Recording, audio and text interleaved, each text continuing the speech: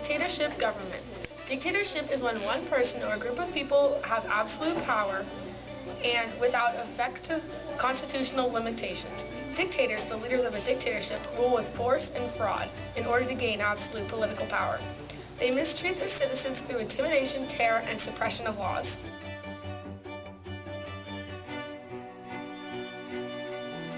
North Korea has a GDP rate of only $40 billion, which is extremely low.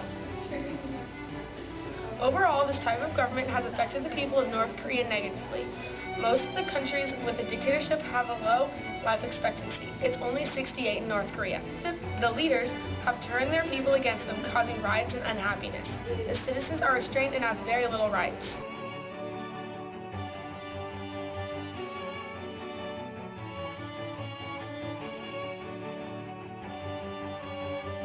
The government has been pretty successful. Their GDP is $2.9 trillion, and they only have an unemployment rate of 7.1%, which is ranked 70 compared to 200 countries.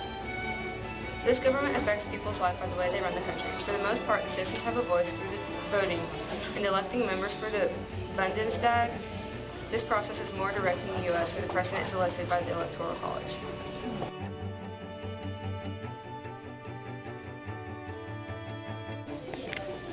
Saudi Arabia is an absolute monarchy that has a king.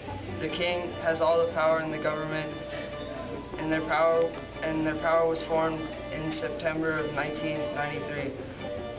Saudi Arabia has a strong government under the king. One of the reasons that I think that is because they have a lot of the world's oil, and a lot of countries have to get along with them. Their constitution is claimed to be Islam. Their citizens have no power or say in the government and what goes on. They have a low birth rate, and their life expectancy is average, and their health is not very good because they don't have many doctors.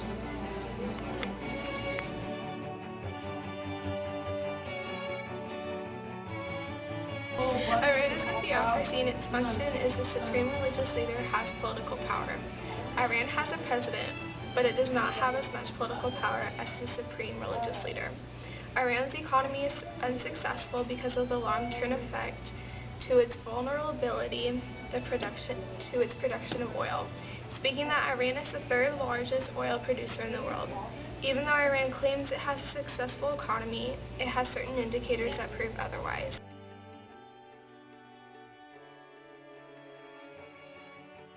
Iran's people are affected because of the tension between who has political power, the supreme religious leader or the president himself. Many other people are also causing issues because of the fake elections the president has held.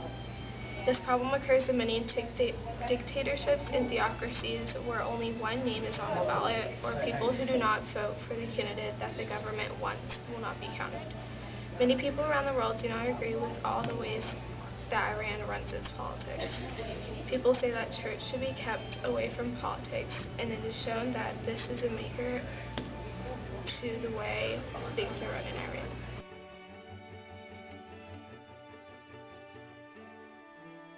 A constitutional monarchy is a government who has to live and breathe by their constitution. A great example of this kind of monarchy is Canada. Canada is the closest nation, I think, to the United States in regard to that they're chosen by the people, but they have to elect by what the Constitution says that they can and can't do. Canada's government is successful because the government keeps them in control, so they know what they can and can't do. They usually have less types of fraud in their government. Canada being a constitutional monarchy is not what the people want. In a poll of Canadians taken in the spring of 2002, more than half of the respondents thought the royal constitution monarchy system was outdated. I think in the case of Canada, this is a great government to use because even though the people don't like it, I think it is the best government for Canada because the people of Canada are very relaxed people who don't want and don't deserve a form of government who will rule them in anger.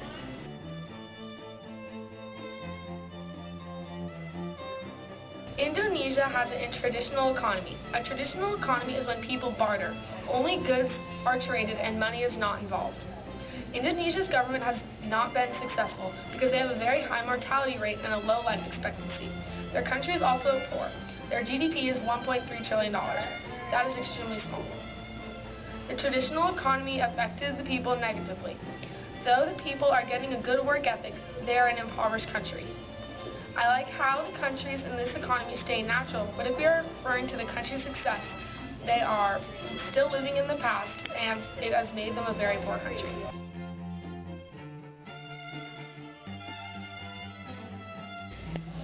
The United States has a mixed economy of market and demand.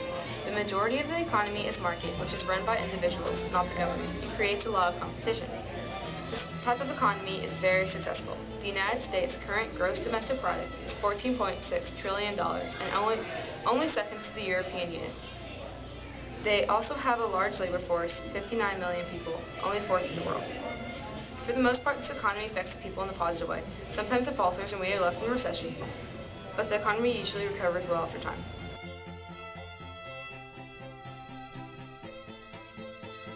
A command economy is a government that is controlled by the government and the people have no say in the economy. An example would be the former Soviet Union.